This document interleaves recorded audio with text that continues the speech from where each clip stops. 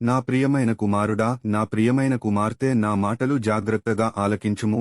నా జీవితంలో ఎప్పుడూ ఆర్థిక సమస్యలే, ఒక పక్కన అనారోగ్యము, మరొక ప్రక్కన అప్పులైపోయాను. నా సమస్యలకు పరిష్కారము ఎక్కడ దొరుకుతుందా అని ఎదురుచూశాను, కాని నా సమస్యలను తొలగించేవారు ఎవరు లేరు. నా అప్పులు ఎలా తీరుతాయో నాకు అర్థము కావడము లేదు. కుటుంబములో చాలీసాలని జీతముతో చాలా ఇబ్బంది పడుతున్నాను.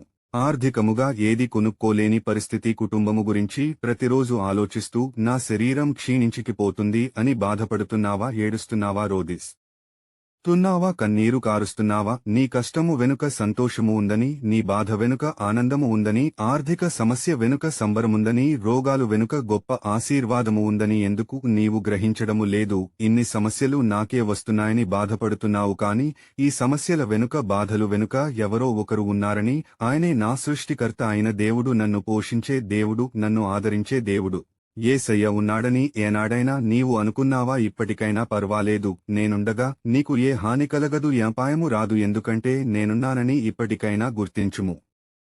ఇంకొకటి గుర్తు తెచ్చుకో, ఎన్ని బాధలొచ్చినా, ఎన్ని సమస్య వచ్చినా, ఒక రోగము తర్వాత మరొక రోగము వచ్చిన, ఎన్ని యాక్సిడెంట్లు అయినా, ఎన్నిసార్లు ప్రాణ అపాయకర పరిస్థితులు వచ్చిన నిన్ను బ్రతికించింది ఎవరు? నేను కదా. ఇది మర్చిపోయావా? అన్నిటికీ కారణం నేనే కదా. నా దేవుడు నన్ను పరీక్షిస్తున్నాడని అనుకోవచ్చు కదా. ఎందుకు జరుగుతున్నాయో అని అనుకుంటున్నావు, కానీ దీని వెనుక ఎవరున్నారు తెలుసా? నేనే కదా. ఎందుకు బాధపడుతున్నావు? ఎందుకు దుఃఖపడుతున్నావు? ఎందుకు రోధిస్తున్నావు? ఎందుకు ఏడుస్తున్నావు? ఎందుకు కన్నీరు కారుస్తున్నావు? నీ ఆర్థిక సమస్యలను తొలగిస్తాను, నీ ప్రతి రోగమును స్వస్థపరుస్తాను, నీ దుఃఖాన్ని తొలగిస్తాను, నీ బాధలను తొలగిస్తాను, నీ కన్నీరుని ఆనందభాష్పాలుగా మారుస్తాను. నీకంటే గొప్పవాడు ఎవడు ఉండడు, ఎందుకంటే నీవు నా బిడ్డవు కనుక. నీకు ఏది అవసరమొచ్చినా, నిన్ను నీ వారే అవమానించిన, చిన్న చూపు చూసినా, నిన్ను లెక్క చేయకపోయినా, నిన్ను ప్రేమించకపోయినా, నేను నిన్ను విడువను, ఎడబాయను. నేను నీకు తోడుగా ఉంటాను.